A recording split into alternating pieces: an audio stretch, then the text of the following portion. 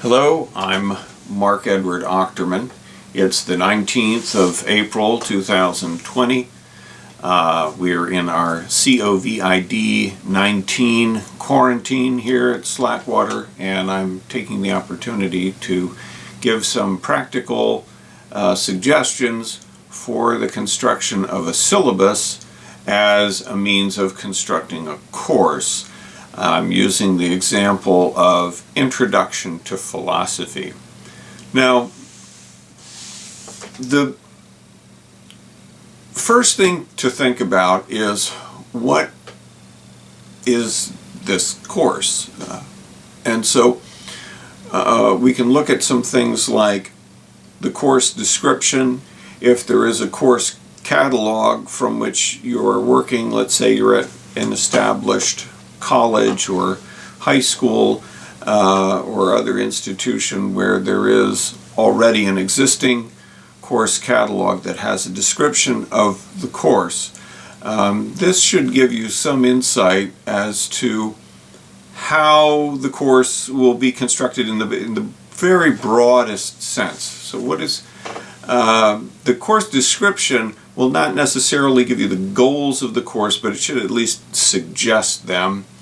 And in teaching Introduction to Philosophy, there are a few basic ways that one can approach the problem of a course that's introducing philosophy. One is really just to introduce the concept of philosophy for 15 weeks. And that could be done in a variety of ways. One standard approach is to give really a general history of philosophy, or at any rate an historical overview of philosophy, a historical survey of philosophy. And that may or may not employ a great books text. So we may see as being a second approach to Introduction to Philosophy a great books approach. And a third approach is a topical approach, where hopefully a fair number of the basic subfields of philosophy, axiology, epistemology, logic, and metaphysics, will be examined in some way topically. And a fourth approach is, rather than having really fixed topics, it's sort of really not a fourth approach, but it's sort of a subset of the third approach, is to take a topical approach defined by student interest, and then directed through some philosophical methodology, such as the Socratic elenkos.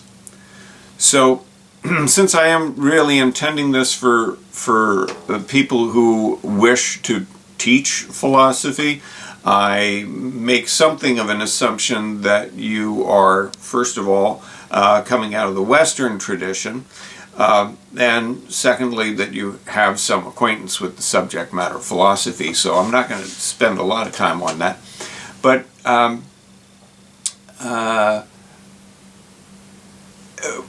when you start out with the syllabus, if you have a course description from an existing course catalog, then you probably also have the title of the course. And let me just, I think I said that I was going to start by talking about the title of the course, which is, it's the first thing that most people encounter in a course list.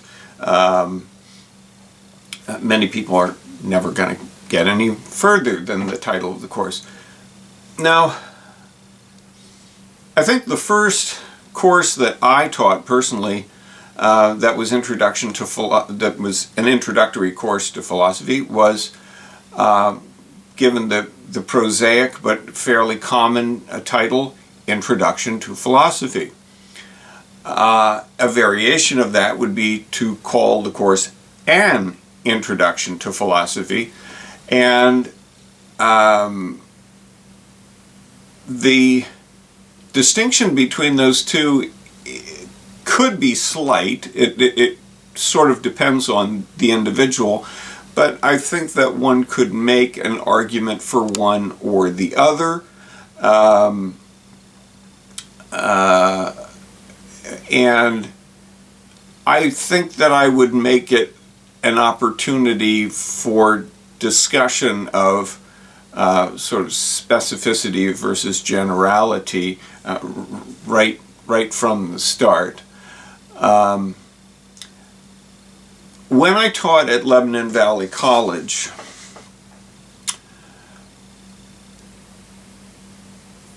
the first iteration of Introduction to Philosophy, which I taught, was not in fact called Introduction to Philosophy. I believe it was called Problems in Philosophy, and it might even have had the title Problems of Philosophy, but I think it was Problems in. And that presents an interesting phraseology that really needs to be considered. The implications of problems in philosophy, and equally you could say issues of philosophy or issues in philosophy.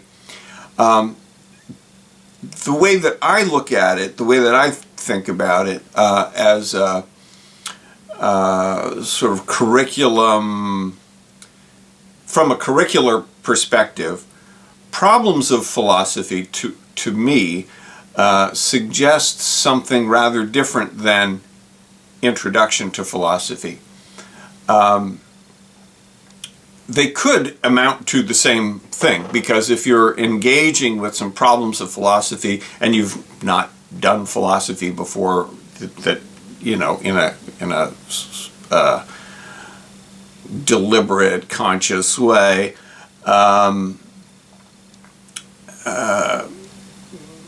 you know, this is going to constitute your introduction to philosophy willy-nilly. But the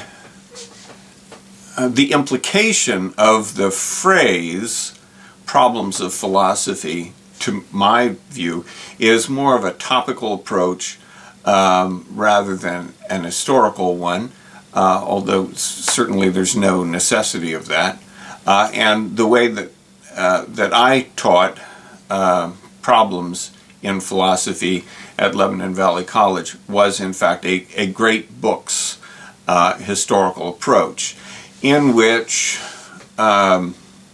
we had some material from Plato, and then material from, I think as I taught it originally, it was Plato, and then Descartes, and then Kant, and then John Stuart Mill's utilitarianism, and then a piece by Bertrand Russell called Authority in the Individual. I think it seems to me that that was it, although very early on I also added Tao Te Ching, and I think also Bhagavad Gita, because I felt that it was important to have, you know, sort of a multicultural angle rather than just simply a Western approach. And soon after I started at Lebanon Valley College, I was agitating for courses in Chinese philosophy and courses in Indian philosophy. So,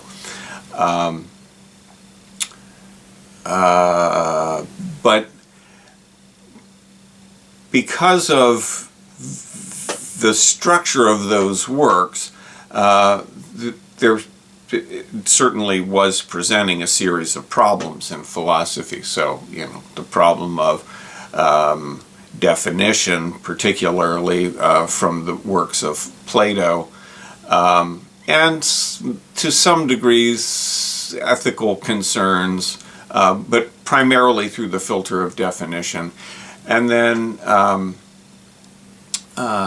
It seems to me that I did use the Meditations on First Philosophy by Descartes, but I think pretty soon I switched over to using Discourse on Method instead, and my emphasis was really on method, which was a way to link to Plato, because I spent a great deal of time while looking at Plato considering, first of all, the Socratic problem, and then related to that, looking at the Lenkos.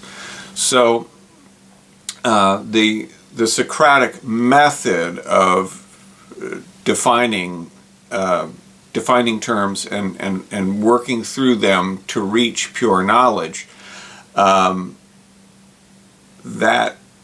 mean, now I'm sort of entering into the Socratic problem, but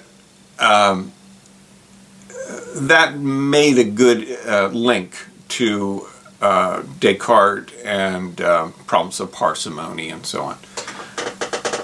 The link to Kant was a little more tenuous, particularly because there was usually this sort of mid-semester excursion into the East with the Gita and Tao Te Ching, and then coming back to Kant a little after midterm. And what I used from Kant was the grounding for the metaphysics of morals, which certainly links back to fundamental problems in the Gita, fundamental problems, issues, topics, however you care to term that. Also in Tao Te Ching, which is a very ethically concerned work, but of course also Plato, with a great deal of emphasis upon moral problems. So that of Kant fit. I didn't delve too much into transcendental philosophy, but certainly you can't really avoid it when you're looking at Kant.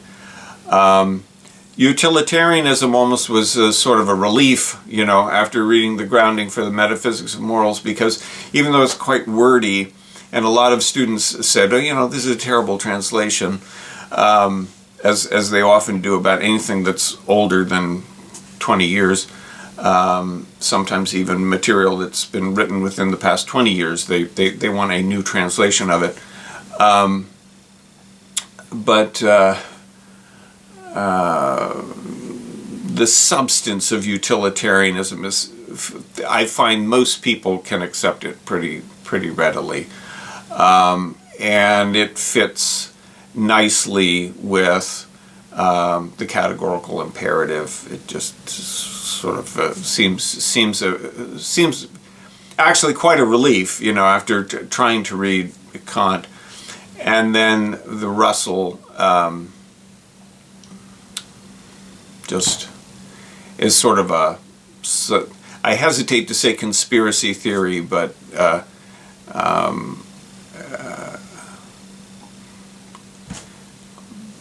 I don't know. It's as philosophy goes, it's a pretty light going compared to the grounding for the metaphysics of morals, certainly.